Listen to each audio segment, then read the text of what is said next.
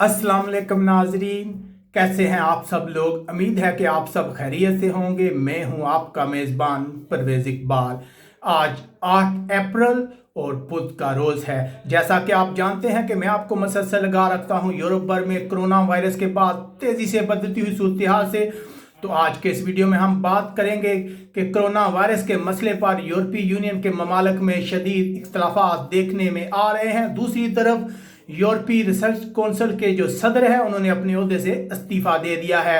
इन सब चीज़ों की तफसीलात हम आपको बताएंगे, लेकिन सबसे पहले आपसे गुजारिश करते हैं कि अगर आपने अभी तक हमारे चैनल को सब्सक्राइब नहीं किया तो फौरन सब्सक्राइब कर लें। जैसे जैसे यूरोप में कोरोना वायरस के केसेस में तेज़ी आ रही है, यूरोपीय यूनियन के ममालिक में इख्तलाफात जो हैं वो खुलकर सामने आ गए हैं, जिसकी हालिया मिसाल है यूरोपीय रिसर्च कौंसिल के सदर और एक आला साइंसदान जो है उन्होंने अपने ओहदे से इस्तीफा दे दिया है। उनका कहना है कि उन्हें यूरोपीय ममालिक के रद्दअमल से बहुत ज़्यादा मायूसी हुई है। वो इस कौंसिल के सरबराह थे जिसका काम मुश्तरका तौर पर रिसर्च करके पता लगाना था कि कोरोना वायरस को कैसे कंट्रोल किया जा सकता है। दूसरी तरफ अगर माली मामलात की बात की जाए तो इस मसले पर भी यूरोपीय यूनियन में जो है मुज़ाकरात हो रहे थे, वो अब तत्तल का शिकार हो गए हैं। इटली, स्पेन जैसे ममालिक जो इस वबा से बहुत ज़्यादा मुतासर हैं, वो कोशिश कर रहे थे कि यूरोपीय यूनियन जो है वो मुश्तरका तौर पर कर्जा जारी करे, जिसे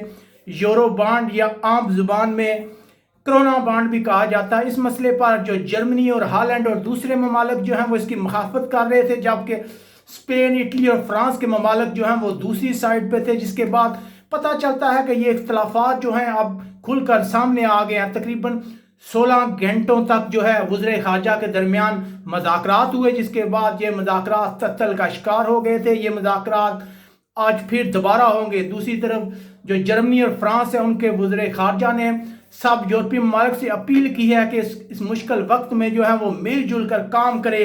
लेकिन लगता ऐसा है कि जो यूरोपीय यूनियन के ममालिक हैं वो मुश्तरका तौर पर कोई लाएमल तय करने में नाकाम हो जाएंगे।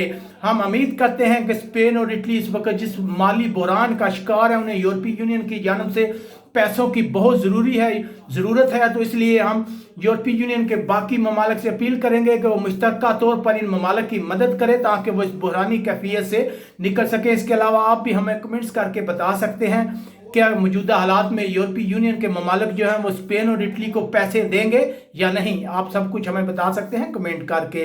अपने मेज़बान परवेज़ इकबाल को इजाज़त दीजिएगा। अल्लाह हाफिज़।